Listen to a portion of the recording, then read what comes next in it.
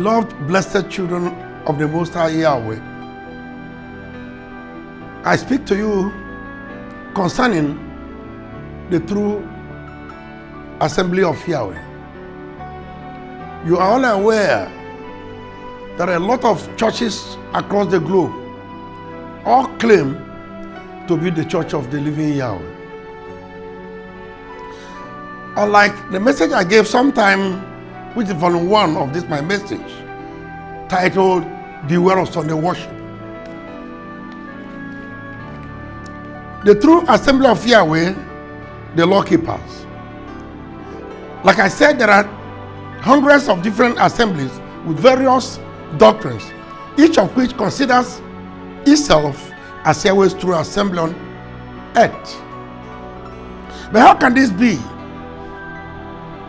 If so, the statement of Yahshua the Messiah, many are called, but few are chosen, would be wrong. According to the book of Matthew, chapter 22, from verse 14, it says, "For many are called, but few are chosen." The Messiah made it very clear that there will be many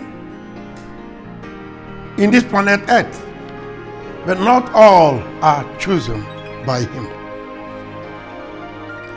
It will seem that for any assembly to qualify as Yahweh's chosen, it must teach and practice all that the Bible teaches, with no addition or subtraction to Yahweh's words of commands.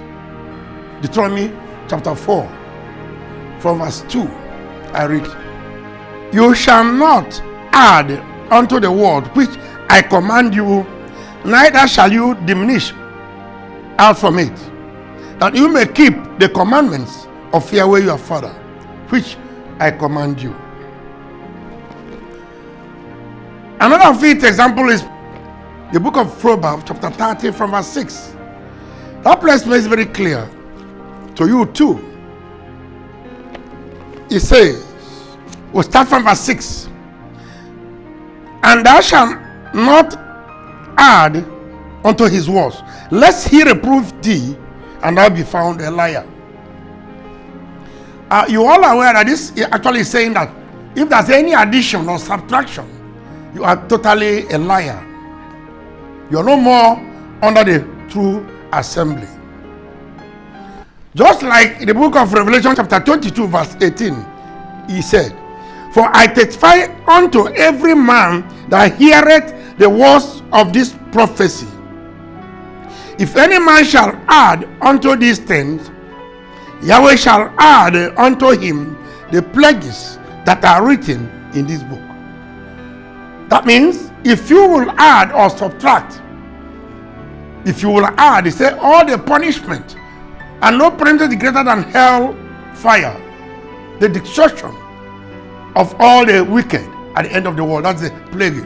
The second, verse 19 said, "And if any man shall take away from the words of the book of this prophecy, Yahweh shall take away his part out of the book of life, and out of the holy city, from the things which are written in this book."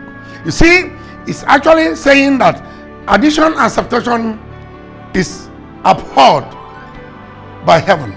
He said that when you subtract, you have actually subtracted your inheritance of the kingdom. The blessings of kingdom will no more be your portion.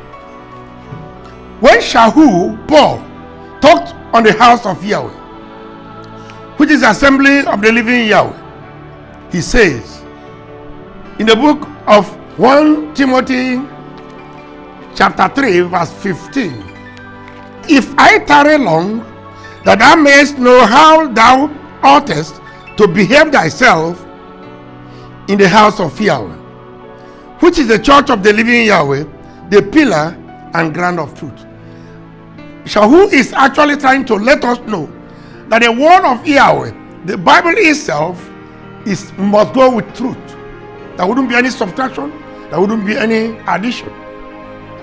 So that is why he said the house of Yahweh, or the assembly of Yahweh, must be an assembly that is done with truth and spirit. The book of Yakanan chapter 4, the canon which you call John bastardized the name John. Yahweh is a spirit, and they that worship him must worship him in spirit and truth. This is actually to prove to you that what Yahweh loves is truth. No lie is found in the kingdom of Yahweh.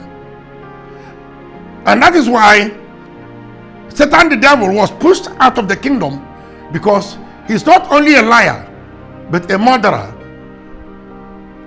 Beloved, I now remind you again the book of Revelation chapter 12, verse number 17. It says, "And the dragon was wroth with the woman, and went to make war with the remnant of her seed, which keep the commandments of Yahweh, and have the testimony of Yeshua the Messiah." This will actually make it makes it very clear that if you are at the right track, if you follow Yeshua directly, you will be persecuted by Satan the devil. The road will not be smooth for you. It is because of that Yeshua himself prophesied it and made it very clear in the book of Matthew chapter 7 verse 13. Matthew, which you call Matthew, bastardized Matthew, it is Matthew chapter 7 verse 13. And he said, "Enter ye at the straight gate, for wide is the gate and broad is the way that leadeth to destruction, and many there be which go in there. Because straight is the gate and narrow is the way which leadeth unto life, and few there be that find it." Very clear, like I said. Beloved, we go again, like I said, the three main symbols used in Revelation chapter 12 concerning the true assembly are here listed. Revelation chapter 12 is a clear picture of the assembly of Yahweh. The three main symbols used in Revelation 12 concerning the true assembly, like I said, are listed here. A. First, there is a symbol of a woman clothed with a sword, which this symbolizes Yahweh's assembly. A pure, beautiful woman is Yahweh's way of representing his assembly. According to Jeremiah, which was bastardized, Jeremiah chapter number 6 verse 2.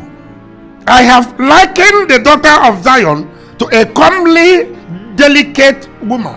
Anytime Yahweh is referring to his assembly or congregation, he will refer them as a woman, delicate, virgin. Just like the book of 2 Corinthians chapter 11 verse 2 added so many things there concerning the assembly of the living Yahweh. "For I am jealous over you with righteously jealousy, for I have espoused you to one husband, that I may present you as a chaste virgin to Yahshua." He's now talking about the assembly. He's now talking about the true assembly. Should be pure. They will move with undiluted word. They will find out the truth, because without truth, the kingdom will not accommodate you. The woman's clothing could represent the robe of Yahshua's righteousness,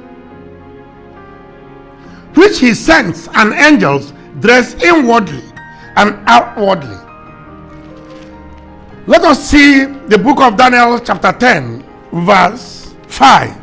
It's talking about how the angels and his saints will be dressed. "Then I lifted up my eyes and looked, and behold, a certain man clothed in white garment, whose lions were guided with fine gold of Uphaz." Now, apart from that, I give you another quotation.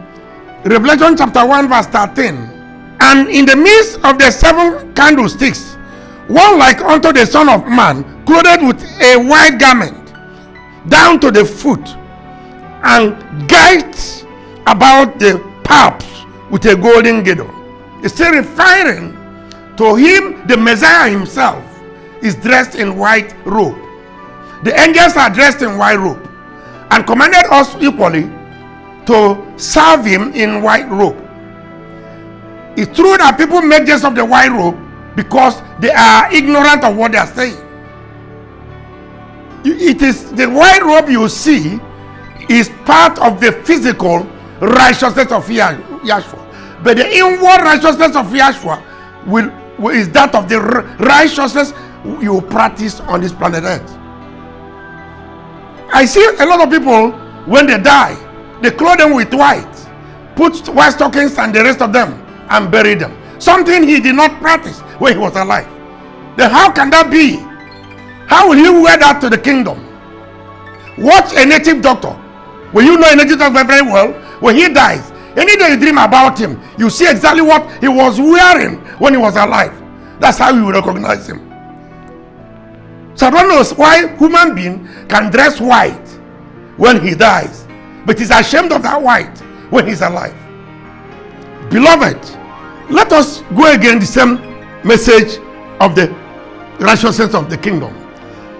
It says in the book of Revelation chapter 3 verse 5, he that overcometh, the same shall be clothed in white garment, and I will not blot out his name out of book of life, but I will confess his name before my Father and before his holy angels. Who is talking about? It's Yahshua himself. We are his followers. We must follow his footsteps. We must follow his words. He's commanding that the righteousness of the garment should be practiced, both physical and spiritual. A lot of people say that it is practiced in the mind. It is practiced in spirit. When you don't know what you are doing, how then can you do it in spirit? It is elementary of that righteousness. And you must go to elementary before you can get to the university or the prime or the secondary of what you are doing this day. He's talking about you. So beloved, let us call a spade a spade. Whoever has ear, let him hear what the Spirit says to the church assemblies. I am his humble servant, Reverend Dr.